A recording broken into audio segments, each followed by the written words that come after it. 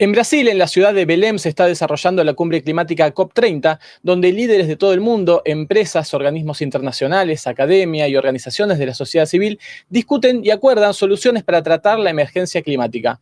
¿Qué temas están siendo prioritarios? ¿Qué soluciones se están debatiendo para revertir el cambio climático a las puertas del punto de no retorno? ¿Qué pasa con la sociedad civil y su participación? Lo conversamos hoy con Carola Mejía desde Belém. Empezamos.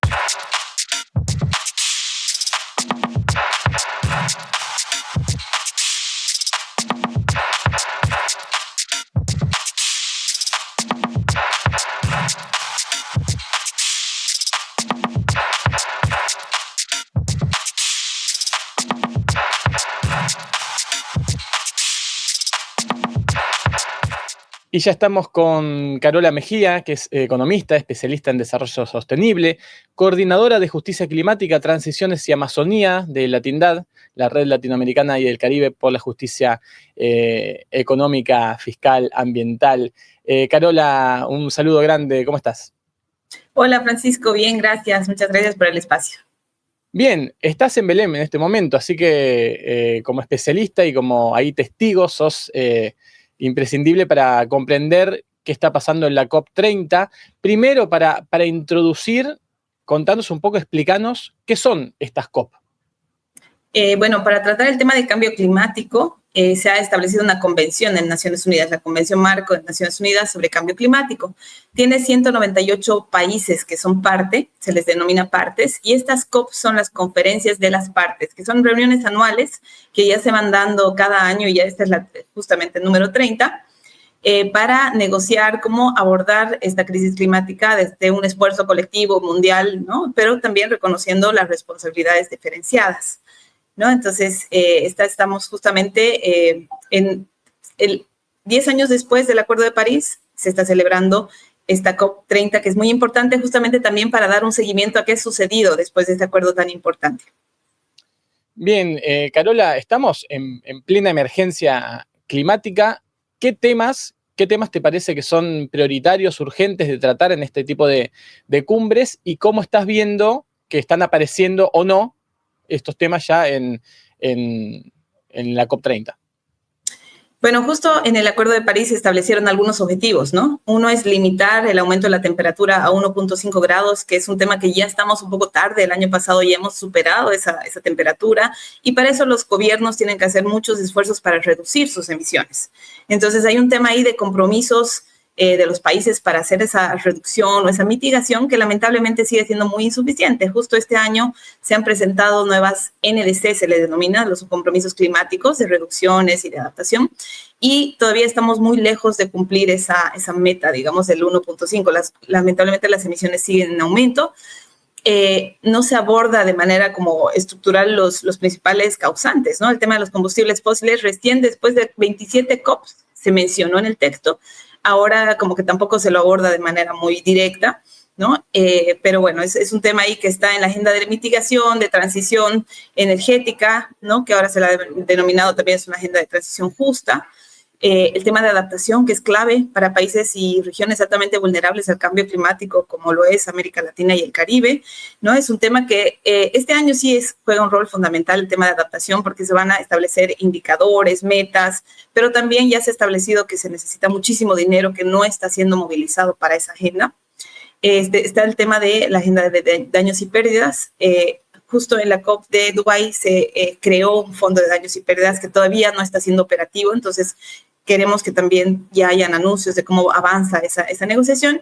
Y obviamente el tema de financiamiento, que es fundamental, porque sin dinero no se puede avanzar en las otras agendas, ¿no? Entonces ese es un tema clave y que genera también mucha diferencia entre países del norte y sur, ¿no? Porque ahí hay de hecho, es uno de los pedidos de los países del sur, que se incluye el tema del artículo 9.1, que hace referencia a que los países del norte tienen que cumplir la provisión de dinero público a los países del sur, que es un tema que se ha estado como diluyendo.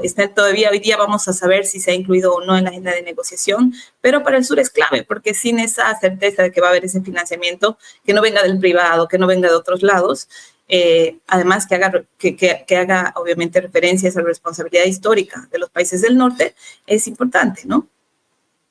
Bien, estamos haciendo esta entrevista en pleno desarrollo de la COP. Todavía falta tiempo para sentar conclusiones y ver qué nos trajo esta nueva cumbre, pero contanos un poco cómo se está desarrollando, qué líderes hay presentes, qué ausencias, si es que hay alguna ausencia importante. Hay algunos gobiernos con una clara tendencia negacionista del cambio climático que quizás no han mandado funcionarios de primera línea. ¿Qué pasa con las empresas? ¿Cómo se conforman esas discusiones, esa representación?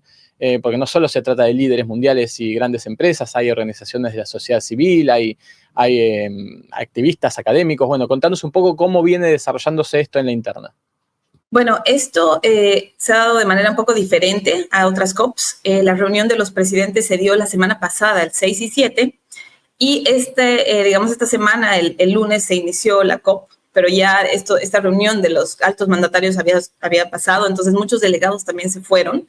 Yo percibo que hay menos gente en esta COP, que además ha sido bastante como restringida en cuanto a la participación. Se han dado menos acreditaciones, el tema logístico, ¿no? Los costos altos de estar alojados en Belén, de llegar acá, han limitado también la participación de mucha gente. Están ausentes, como dices tú, algunos gobiernos negacionistas. Estados Unidos se ha salido del Acuerdo de París, no ha mandado una delegación negociadora a la COP, pero está muy presente también en los intereses de sus corporaciones, de sus empresas, porque, como dices tú, también hay una presencia muy grande del sector corporativo, ¿no? Tanto de los combustibles fósiles como de otras empresas de agroindustria y otros intereses sobre todo países del norte, que están aquí viniendo a ser defendidos por estos actores, que además son los que ponen el dinero. Lamentablemente hay que reconocer que Naciones Unidas no tiene suficiente dinero para organizar este tipo de reuniones, entonces también toma los auspicios de un sector privado que ahorita tiene acceso a muchos más espacios que los que tienen muchos observadores de sociedad civil, ¿no? Y ya dentro de la participación de la sociedad civil, de los pueblos indígenas, de los actores no gubernamentales, se ha visto altamente restringida también por este tema de las acreditaciones, ¿no? No ha sido fácil acceder a estas zonas oficiales de negociación.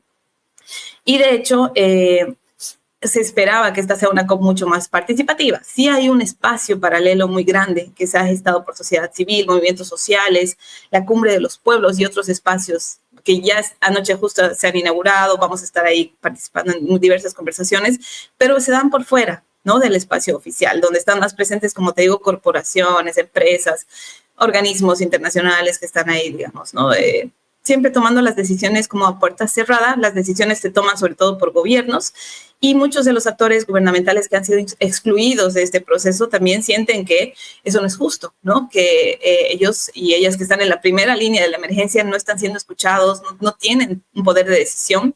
Sí hay algunos como cuerpos, constituencies se llaman, de pueblos indígenas, de jóvenes, de mujeres, pero que se hablan entre sí, digamos, y que son en algunos casos o como observadores. Se acepta que algunas personas entren a observar la negociación, pero no tienes realmente posibilidad de decir de tus demandas, propuestas, de intervenir, digamos, ¿no?, en las sesiones.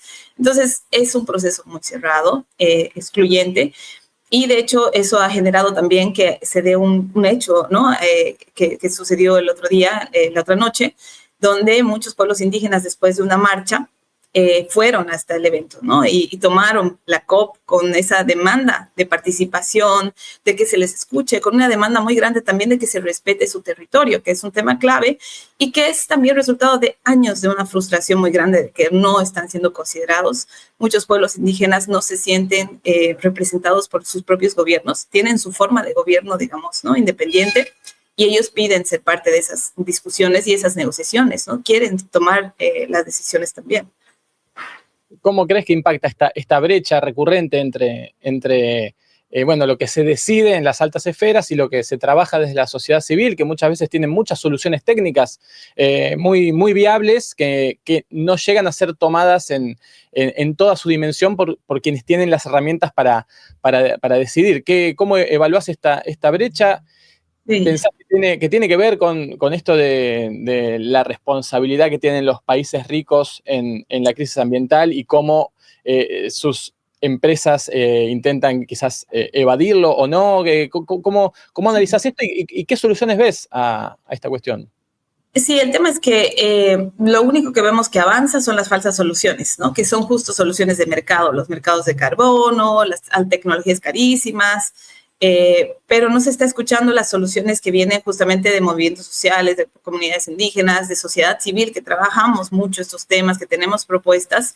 Y de hecho, se ha establecido un proceso tan complejo en el marco de la convención, de las negociaciones, que es muy difícil entrar, es tan pesado y realmente tan difícil de que avance, que creo que se ha hecho intencionalmente justamente por eso, para mantener el status quo, para mantener los intereses de las grandes corporaciones, los países del norte que se siguen beneficiando de esta lógica extractivista, de esta lógica que contamina, ¿no? Porque realmente sería muy fácil si hubiera voluntad política para hacer estos cambios, reducir las emisiones en la magnitud que se necesita, ¿no? Después de la pandemia hubo un esfuerzo ahí colectivo, un ajuste fuerte y rápido que se hizo y es posible, si es que hay voluntad política, pero hay tantos intereses de por medio que esta negociación responde, creo, en su mayoría de esos intereses y es por eso tan pesada, tan compleja, no avanza y lo único que avanza son las falsas soluciones. Es un tema que tiene que cambiar, se tiene que reestructurar completamente porque ya estamos tarde. Realmente esa era la expectativa tal vez de esta COP, que en esta COP que es latinoamericana, que iba a ser un poco más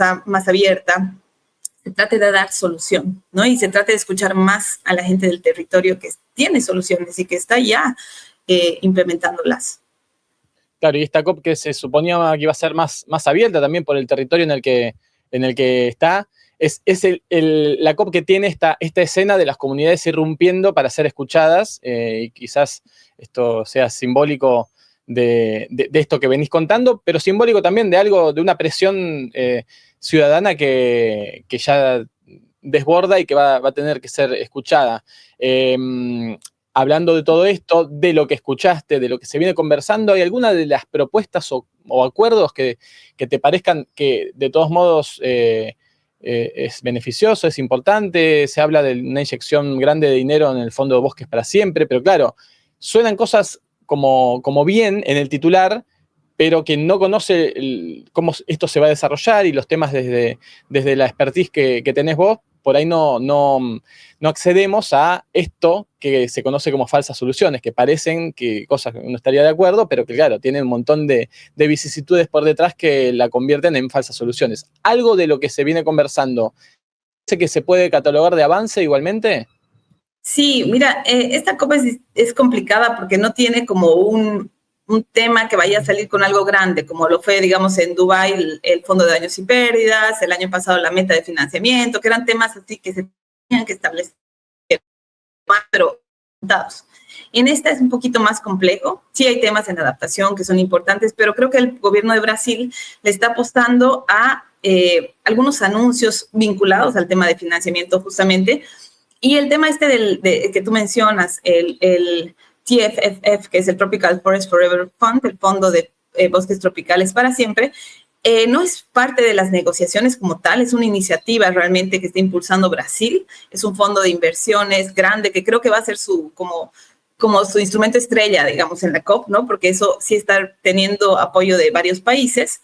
Pero para nosotros, desde la mirada y la perspectiva de justicia climática, es otra falsa solución que está relacionada a la financiarización de la naturaleza, ¿no? Y que no resuelve los problemas estructurales vinculados a la deforestación, que posiblemente no sea tan efectivo para canalizar el financiamiento que se necesita y que de hecho surge ante la falta de cumplimiento de los compromisos y obligaciones de los países del norte en materia de financiamiento, ¿no? El hecho de que Estados Unidos, por ejemplo, ahora se haya salido del Acuerdo de París y que es el país más responsable de la crisis climática y el que más dinero debería estar movilizando, hace que ese dinero cada vez sea, digamos, menor.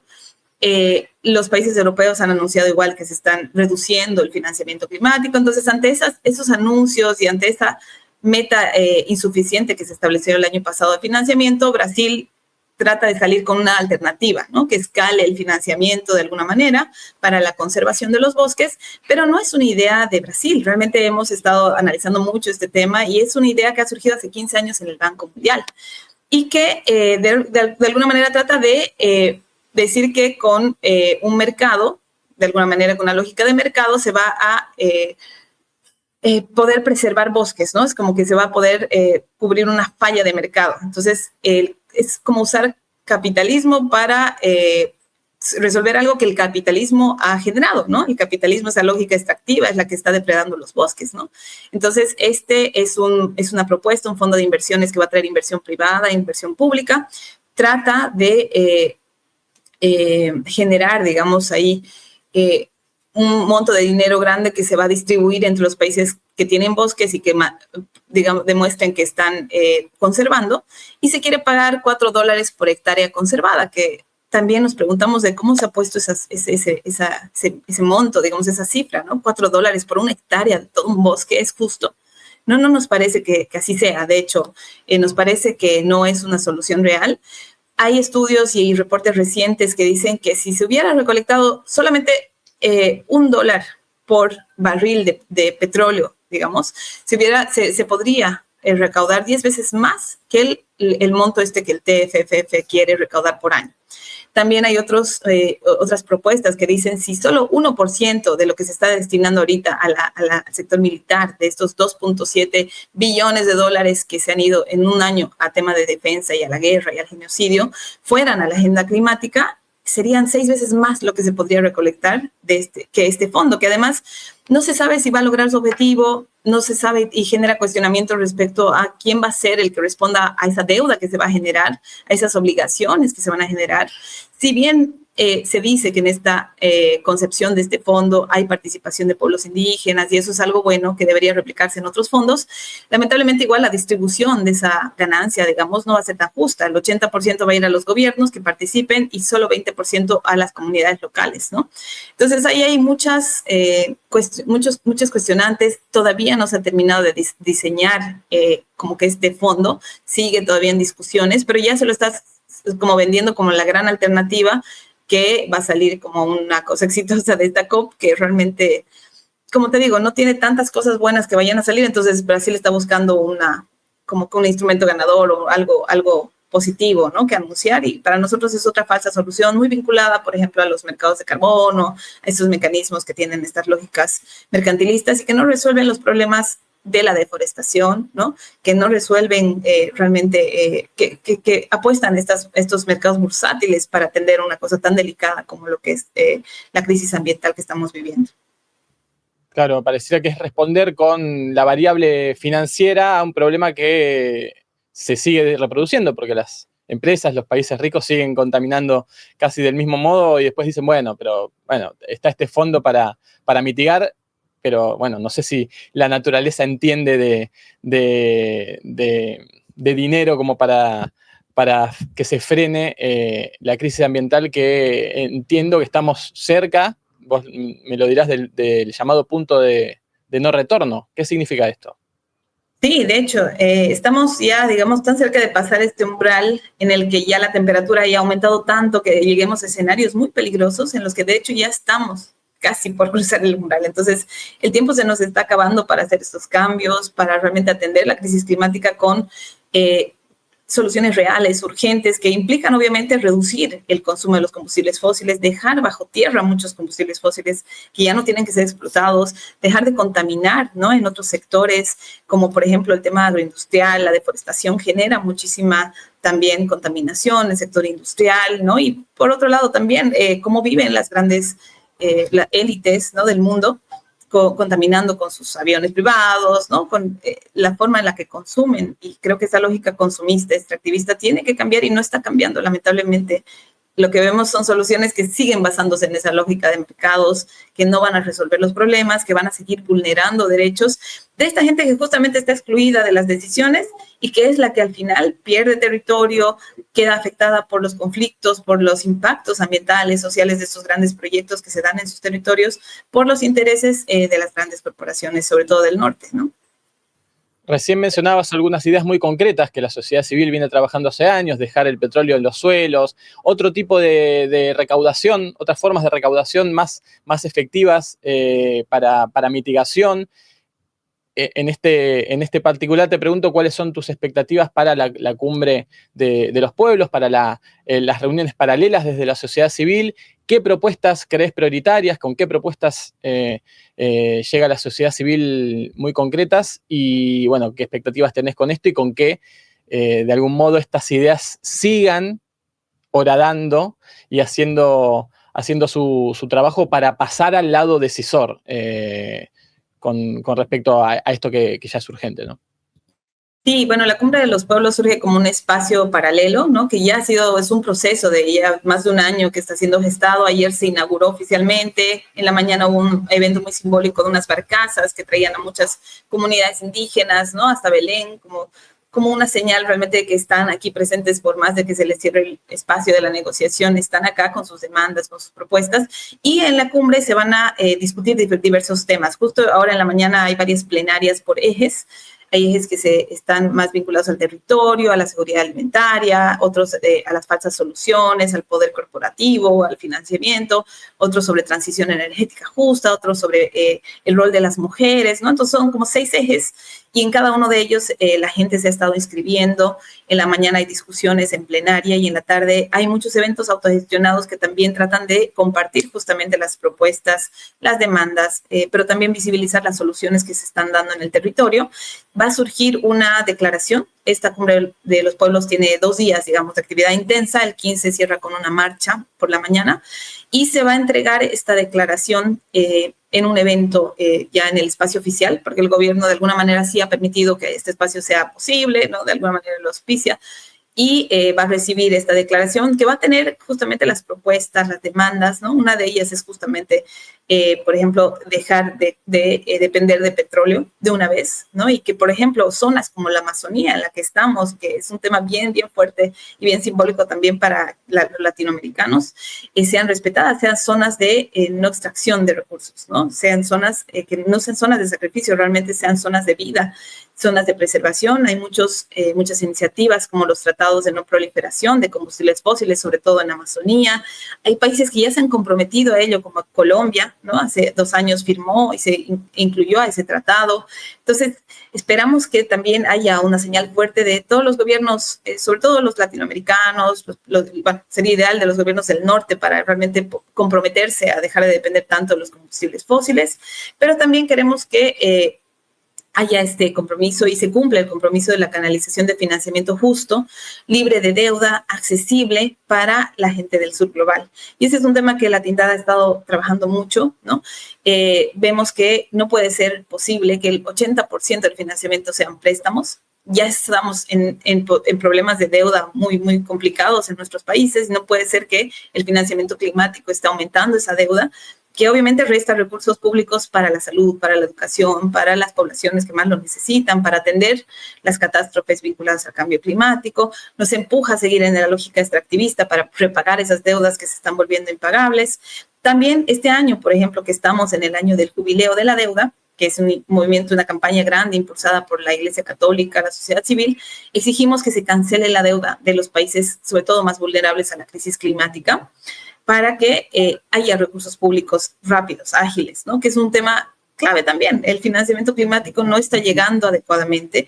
Tarda 5 años un proyecto en el Fondo Verde del Clima en ser aprobado cuando la emergencia está sucediendo ahora. Entonces necesitamos que esto sea ágil, necesitamos otros mecanismos, necesitamos que se cobran también impuestos a las grandes corporaciones fósiles que están lucrando y generando millones de dólares, haciendo daño al planeta y a la gente, y realmente no tienen ninguna responsabilidad, no están llamados a hacer nada en el marco de estos convenios, pero están presentes, bloqueando los acuerdos, ¿no? Haciendo las cosas siempre a su favor. Entonces necesitamos que los grandes contaminadores paguen, necesitamos que se deje de impulsar las falsas soluciones, como los mercados de carbono, estas que realmente no van a responder a la urgencia que estamos enfrentando. Necesitamos que el dinero llegue más ágilmente a quienes están siendo más afectados, se generen más ventanillas de acceso directo en los fondos, en los bancos multilaterales, sea dinero libre de deuda, ¿no? Que vaya a los pueblos indígenas, a las mujeres, a los grupos de la población que están siendo más afectados y que necesitan el apoyo, y también que se movilice, operativice este fondo de daños y pérdidas de una vez, porque una cosa es tener dinero para atender la crisis climática en términos de mitigación y adaptación, pero otra es qué haces para responder a lo que ya te está sucediendo, estos impactos que estamos viviendo de las sequías, las inundaciones. Justo estábamos compartiendo panel estos días con mucha gente de Filipinas, por ejemplo, que ahorita están enfrentando unos tifones terribles, ¿no? La gente se está inundando, está perdiendo todo lo que tiene. Entonces, está sucediendo ahora. Necesitamos también ese dinero que responda a esta gente que está perdiendo mucho de lo que tiene o que tiene que migrar justamente por los impactos de la crisis climática.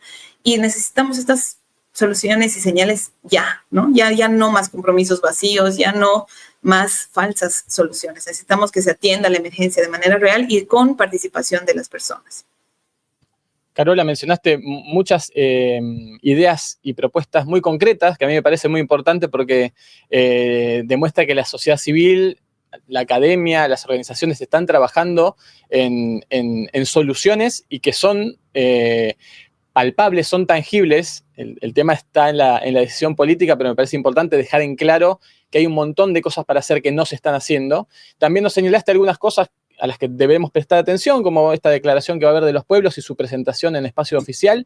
Te dejo los últimos minutos para que me digas a qué otras cosas debemos prestar atención en lo que queda de la cumbre y sobre todo después, qué nos dejan estas cumbres en sus conclusiones, en qué pasa después, en los países avanzando o no en los acuerdos, en estas declaratorias que si quedan en un papel o realmente se transforman en políticas públicas. Contanos lo que te parezca importante agregar sobre este tema. Es muy importante que se esté dando esta cumbre porque en las últimas COPs que fueron en otros países que tienen regímenes mucho más militarizados, controlados, no era posible ni siquiera que la sociedad civil y los movimientos sociales se reúnan o hagan alguna protesta o alguna propuesta, ¿no? Antes no han habido, por ejemplo, cumbres de los pueblos en Egipto, en Dubái, en Azerbaiyán. Entonces acá sí tenemos al menos esa apertura. Son espacios donde nos articulamos, donde generamos estrategia, compartimos miradas, ¿no? Y es un lindo espacio de reencuentro entre los movimientos sociales, la sociedad civil activada, la universidad, ¿no? La academia, toda la gente que tiene esa preocupación y esa urgencia de actuar. Es lo bueno que no queda en solo un evento, sino realmente se consolida en un proceso que da continuidad, obviamente, ese seguimiento que le estamos haciendo a todo lo que sucede en esos espacios oficiales que hasta ahora nos han venido defraudando, no están atendiendo la crisis, entonces se tiene que generar esa presión desde las calles, esa presión social desde las juventudes, desde los movimientos sociales, para que se atienda esto, ¿no? Con voluntad política al más alto nivel.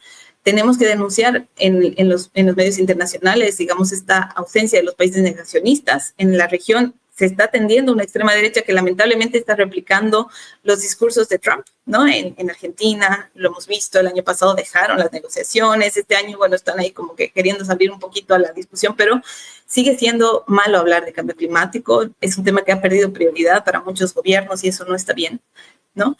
Es un tema que tiene que ser prioritario y transversal a todas las decisiones que se tomen porque es parte de nuestra realidad. Y por eso nosotros esperamos que lo que salga de esta cumbre realmente esté escuchado y considerado, tomado en cuenta por la presidencia de la COP30, que es el gobierno de Brasil este año, y eso nos da una oportunidad grande porque sí consideramos y esperamos que Brasil sea un gobierno aliado, realmente que escuche a la gente como lo ha tratado de transmitir, digamos, en el proceso. Si bien han habido ahí errores y complicaciones en la participación, esperamos que al menos lo que vaya a salir de esa cumbre sí les dé insumos importantes para tomar decisiones que pongan adelante siempre las propuestas de las personas y de los territorios, ¿no? Y bueno, queremos que se consideren, por ejemplo, las propuestas vinculadas a la transición justa, popular e inclusiva, que es un tema importante también. Nosotros no queremos que esta transición que se tiene que hacer de combustibles fósiles a energías renovables genere más extractivismo en nuestros países, vulnere derechos, ¿no? Ponga en riesgo la seguridad alimentaria, hídrica de nuestros países y de nuestra gente. Más bien queremos que se incluyen como una oportunidad, digamos, en el proceso. Si vamos a transitar a nuevas energías, a nuevas oportunidades, queremos que la gente sea partícipe de ese proceso y se beneficie, no como antes que se explotaba petróleo o como ahora, ¿no? Que se explota petróleo en territorios y la gente que del territorio solamente recibe impacto negativo y ningún beneficio. Queremos más bien que sean parte de ese proceso y que la energía ya no sea una mercancía, sino un derecho, ¿no? Todos tenemos derecho a energía, a ser parte de esos beneficios y creo que es una transición que tiene que ser mucho más integral, ¿no? No solamente energética, sino un cambio grande a nivel económico, social, político, cultural incluso, pero que tiene que darse rápido, ¿no? Entonces es el proceso que ya hay muchas propuestas que hemos venido a compartir también sobre transición energética justa, popular, inclusiva, economías transformadoras, alternativas al capitalismo, al extractivismo que queremos que se tomen en cuenta, porque están dándose ya en los territorios y lamentablemente muchos gobiernos todavía no las visibilizan como oportunidad. Sobre todas estas propuestas y lo que ocurra en la COP van a encontrar seguramente mucha más información en latindad.org, es latindad con 2 letras D al final.org. Gracias, Carola, por tu tiempo. Sí, gracias a ti. Más bien quería también, para cerrar la entrevista, invitarles a escuchar una canción que han grabado Los Aterciopelados y Wendy Zulka en el marco de una campaña que tenemos justo como La Tindada con otros aliados, que se llama El tiempo se acaba, el futuro es ya.